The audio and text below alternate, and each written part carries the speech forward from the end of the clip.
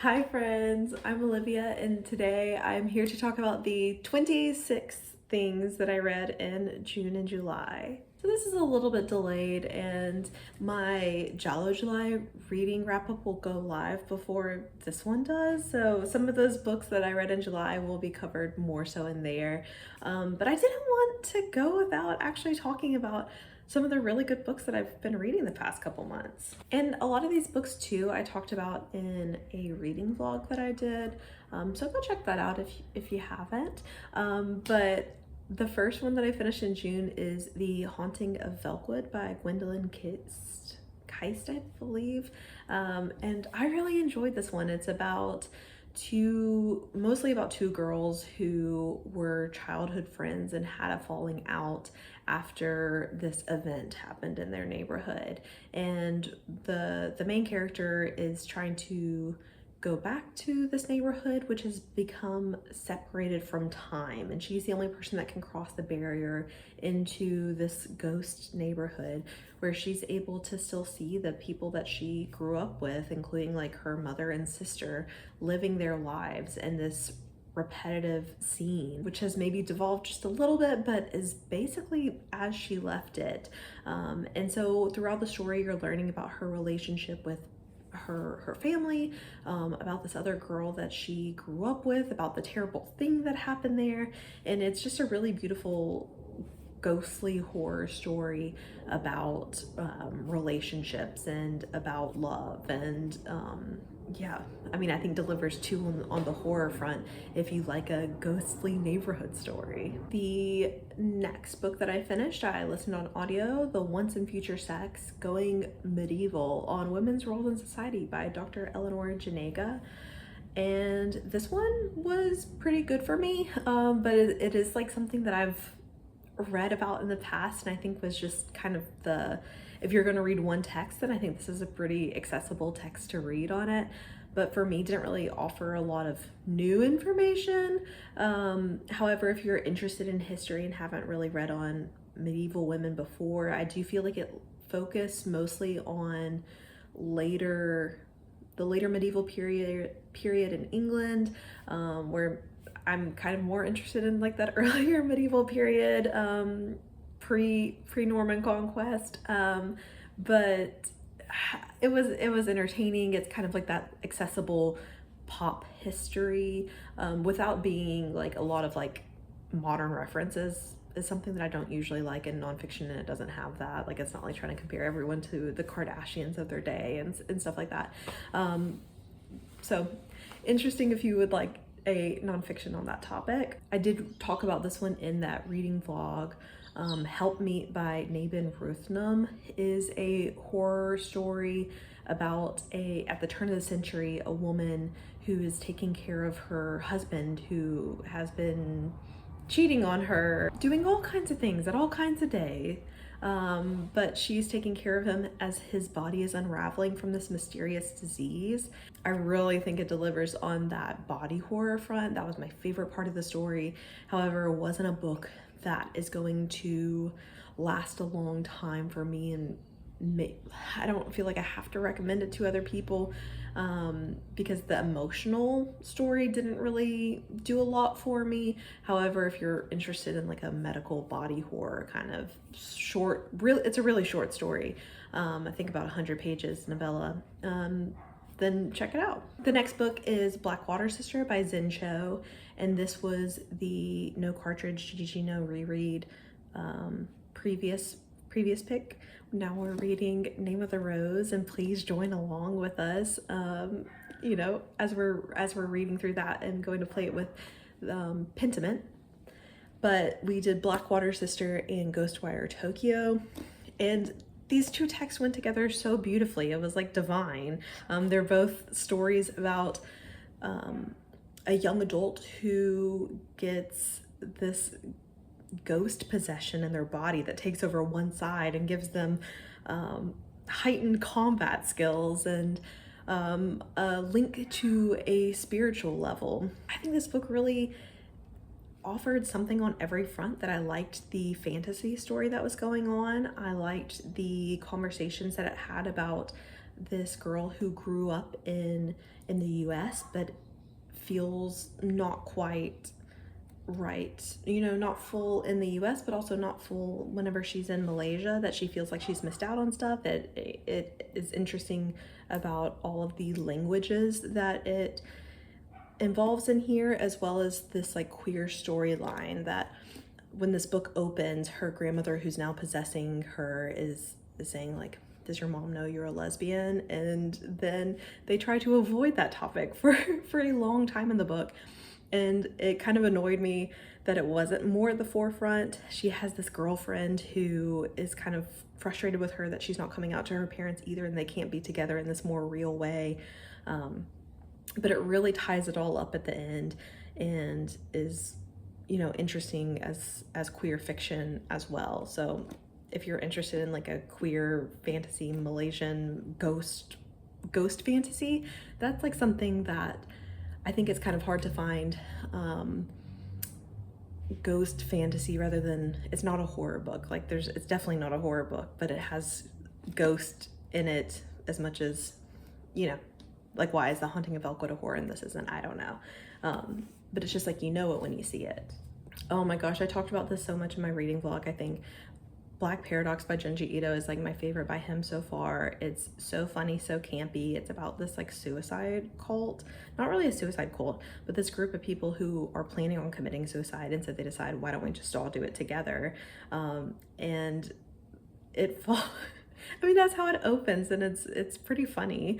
But it unravels into something that you truly cannot predict, and it's just, it's so funny. And like I mean, it's Junji Ito, and so like the horror and how it's illustrated is so well done as well. But yeah, this was my favorite by him and was definitely a 5-star read for me. In that same vlog, I read Gentleman Colors by Corinne Hoex. I still haven't found out how to pronounce that, but I believe she's Belgian. And this, I think I ended up describing as like a list of Valentines, that it's a collection of one to 3 pages of this woman's sexual exploits with men of all trades. And so it'll be just called like The Librarian, and it'll be all about how this man is able to make love to her specifically the way that a librarian could, and then the carpenter and the fisherman and the cyclist. And so it's interesting in how it's able to deliver that kind of story, this like really erotic writing, but specifically for all of these men as like characters greater than themselves, that it's not about these men, it's about them as like, and their trades. So yeah, it feels like a Valentine. It's kind of silly, but I ended up liking it more than I was expecting. I liked it more as the collection went on, I guess to say. The Baker and the Bard by Fern Haught was a cozy fantasy graphic novel that I read, and really just didn't do anything for me. And I don't know if it's cozy fantasy as a whole, but whenever there's just no tension or character building, that they're not facing anything with stakes, and so they're not growing, it's just kind of complacent. I don't know, it just feels kind of like lukewarm, like warm cereal milk. Like I don't know, it just didn't really do anything for me, but I know that that's something that many other people like. So I don't know, is this a thing with cozy fantasy, all cozy fantasy, or is there some amount of stakes in other cozy fantasy? Dorodango, The Japanese Art of Making Mud Balls. Ugh, what a beautiful surprise. And really, since I've read this, have been looking at the dirt more, but it's this really beautiful Japanese art form about ways that you treat mud, and like it's dirt, but I think it's just, from what I remember, it's just like dirt and water, but it's like how you put it together and how you let it dry over time and shape it and put pressure on it in certain ways, that it makes these beautiful like sphere art forms, and they all look different depending on the dirt that it comes from. And so people will hunt down, you know, special dirts, and some dirts they haven't figured out exactly how to make it yet without having it crack. So that's really interesting, and thinking about dirt as something that we should show more appreciation to, because it's history. Like everything breaks down into the dirt, and it's so specific to the land that you're living on, and just trying to show appreciation for the land that you're living on, and seeing the value in it. This dog is losing its mind and there's nothing I can do about it, so sorry. The Encyclopedia of Early Earth by Isabel Greenberg is another graphic novel I read, which was a 3-star read for me. I liked it, didn't love it. It is like this like fable about, I thought it was gonna be like fables from like real people's stories, but it's just a fable that this person has made up about early Earth and how things came together. Who would I recommend it to? Honestly, like if you like the meta story and adventure time, maybe, which is a very positive thing for me. It is something I like as well, but I think if you like that, then maybe you'll like this story. What Kind of Mother by Clay McLeod Chapman. He really does it for me, and like I feel like I see people being very mixed on his books, but I've loved all of them that I've read. Ghost Eaters may be my least favorite of the collection, but What Kind of Mother was set in one of the Carolinas, I believe, maybe Virginia, somewhere on that's considered the South, but on the Eastern coast, so not the South to me.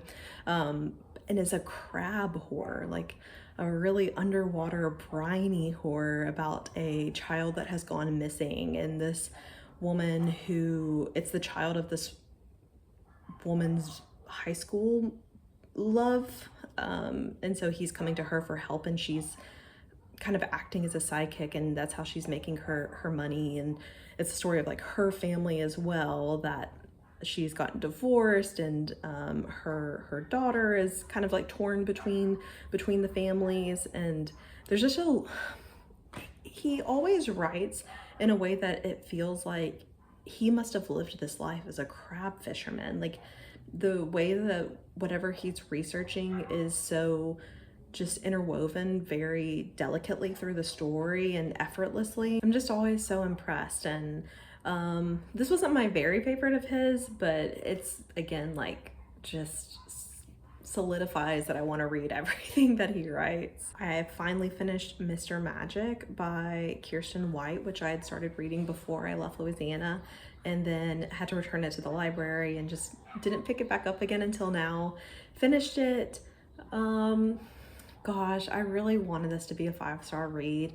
It's about like a children's TV show that went off the air, and there was weird stuff that went on with it, and this girl doesn't remember any of her time on it, but she's picked back up by the group of kids that she was on it with, has this reunion. They're supposed to be doing this podcast about it, and she's like trying to remember what even happened on it.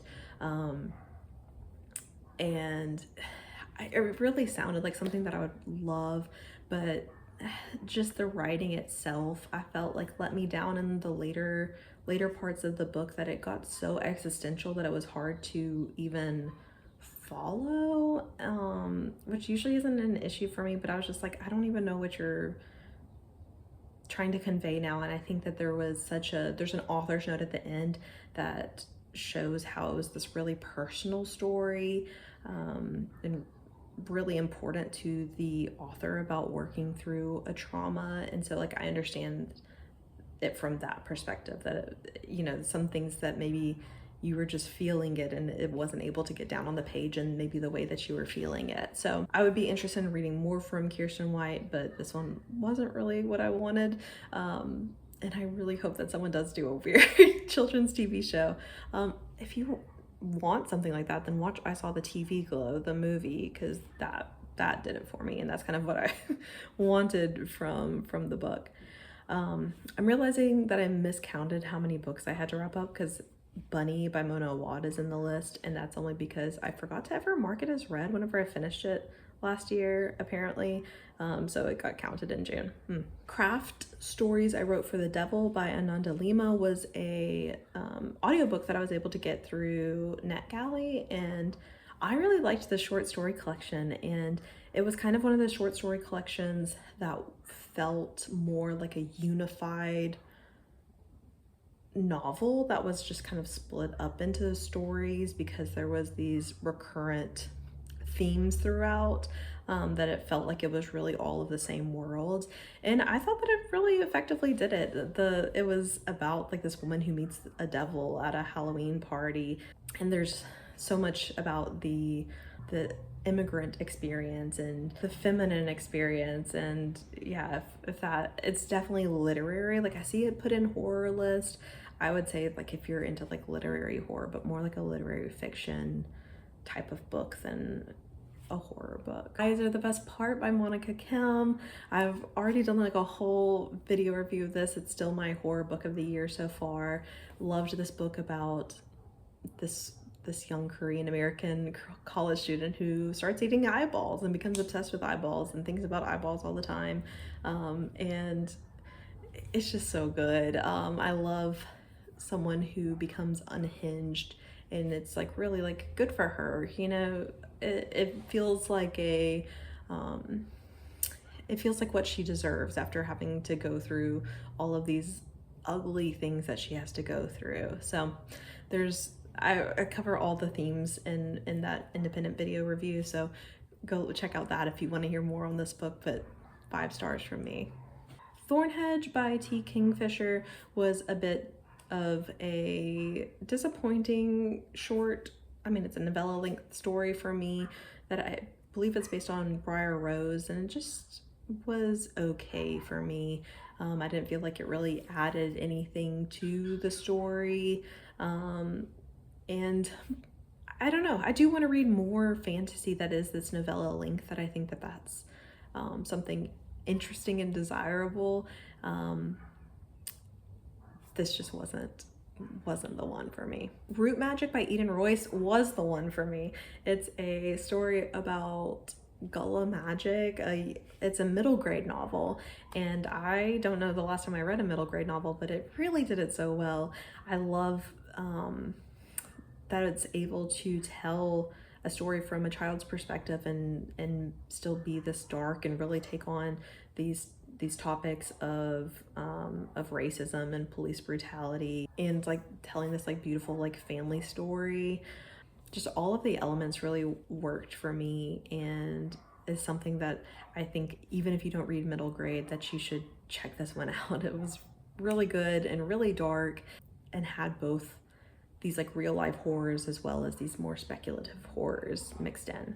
The last book that I read in June was A Woman in Sardinia by Valeria Usala, and this was sent to me by Text Publishing, so thank you, Text.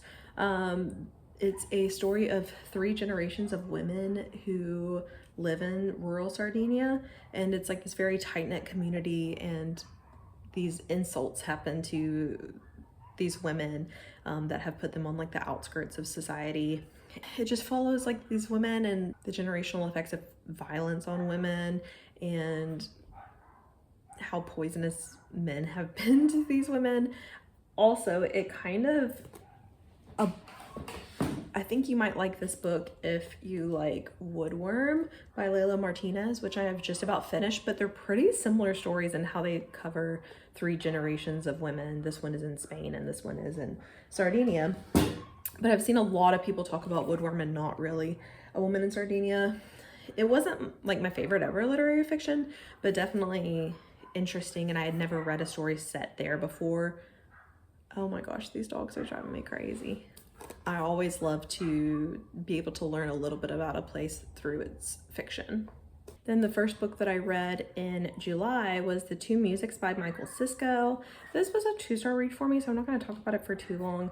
It sounds like it would be good though, because it's about this man who's like obsessed with a serial killer, almost like a cult leader serial killer in the 60s in California. And it seems like it was like a short story that just didn't get fleshed out. It is a short story. It's like not even really a novella length. I think it's like 50 pages. But it didn't even give me like an impression. Like I don't need it to be a whole meal, but I need like an impression, just like a taste, and it didn't really give me any flavor. Then I read American Rapture by CJ Lead. This was also an e-arc that I was able to get through NetGalley. Was really looking forward to this one because Mayfly had had things that I would like, but just weren't fully, it wasn't fully fleshed out, and I didn't like it as much as a lot of other people did. And so I thought American Rapture with its synopsis would give that for me. However, like in the author's note at the end, this was actually an earlier developed story and had some of the same issues that I had with Mayfly. Namely, I think I still might do like an independent video review on this. I like to do that if it's like an arc that was sent to me. Oh, I should have said that it was an arc that was sent to me for the Eyes Are the Best part as well. But like using, like name dropping things to stand in for something bigger that you're like then not explaining, where it would like use like name dropping like Trixie Mattel, a drag queen, or a movie, and it would use just like dropping that reference as meaning that the story could have instead built. Like you could have told me, you could have invented a movie and then been able to explain that rather than just loading cultural references as your meaning builder in the story. Was a big part of it. But I loved how it really did talk about the trauma of growing up in a super religious household, and how religious guilt and shame can be so scary because it's in your head, and it can be a jump scare at any time that you feel shame about your body. So it was just disappointing for me because I felt like I'd never read that in a book before, and so it did that so well. But then there was like these like more writing based issues that I had with it and the pacing of it. So fingers crossed that we'll get that religious horror that I really want. You're Not Supposed to Die Tonight by Kaylin Bayron. This one was such a beautiful surprise for me because I never read YA, and I definitely never read YA horror. And this one just did it so well that it's about a summer camp experience where you pay for an immersive horror experience at the summer camp, and it follows the main character who is hired to be the last girl there, the final girl. And so people will come in like their friend groups and pay to be in this like horrific experience where they role play as if they're being chased by a serial killer through the summer camp. However, who would have thunk it, but a serial killer does show up and people actually start dying one night at the summer camp. And I felt like it went a direction that I wasn't expecting, that it could have been just like this very straightforward story about a serial killer showing up at a summer camp, but it had more layers to it. The relationships between the characters were so rich. The writing was so fun and easy to follow. And it was the author's horror debut. So I really look forward to seeing what other horror she has up her sleeve, because I mean, the gore was there for a YA horror. So yeah, a very happy surprise for me. The next books were my Jalo July reads, which I filmed a whole wrap up for, so you can check that out if you want to hear more about them in detail. But Rouge by Mona Awad was a 4-star dark fantasy inspired by the red shoes and obsession and the skincare industry being almost like a cult of beauty influencers and mom and daughter relationships. Beautiful. The Hunted by Gabriel Bergmoser, a high-octane thriller about a isolated servo in the middle of the outback and a woman who's being chased by a gang of people for unknown reasons. Who's in the right, who's in the wrong, who's going to be alive at the end of the night. Talk to Me, an anthology of Arctic horror stories. This one was mixed for me, that some of them were really good 5-star stories about zombies and bears and cannibalism. But then there was like one really long story in the middle that did absolutely nothing for me and then ruined the pace of it. So yeah, like any short story anthology, there's highs and lows, but this one I think is worth picking up. Poking Holes by Juan Valencia, extreme horror that's done right and really makes you feel the depths of anguish and love and obsession, hunger for being seen and loved and needing to be all consumed by it, as well as just like some really upsetting stuff. But really upsetting stuff happens in real life. So you know, you gotta write horror about it sometime. Another audiobook arc that I got through NetGalley was Mother Moss by Elisa Laring. This was recommended to me by Kat at Biblio Obscura.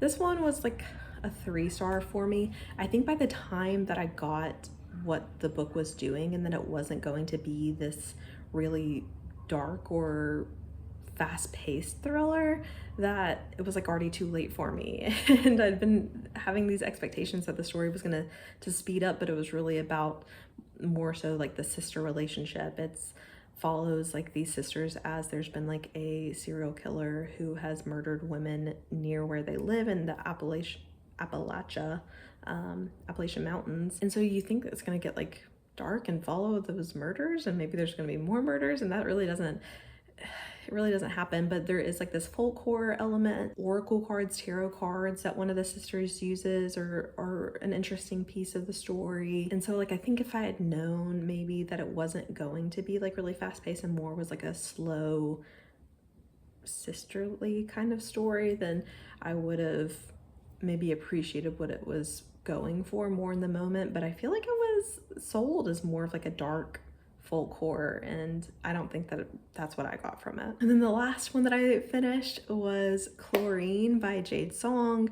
This was a very popular book, but just now got around to finishing it, and it's about a young high school girl who is a swimmer and a competitive swimmer, and becomes so obsessed with it and then ends up believing that she's a mermaid. And maybe she is a mermaid, but it's also like her relationship with like this girl on her team. Really interesting, and really upsetting stuff happens to her, and she is coping with it. And I think the best way that she can by just becoming obsessed with swimming and putting all of her energy into that. I mean, it just ends on this like very bittersweet note. I've learned so much more about swimming, and I love a story of obsession, and it's definitely that kind of thing. So that's everything that I read in June and July. Thank you for joining me. Let me know if you've read these, what your thoughts were, any of your favorite reads from June and July, and I will talk to y'all again soon. Bye.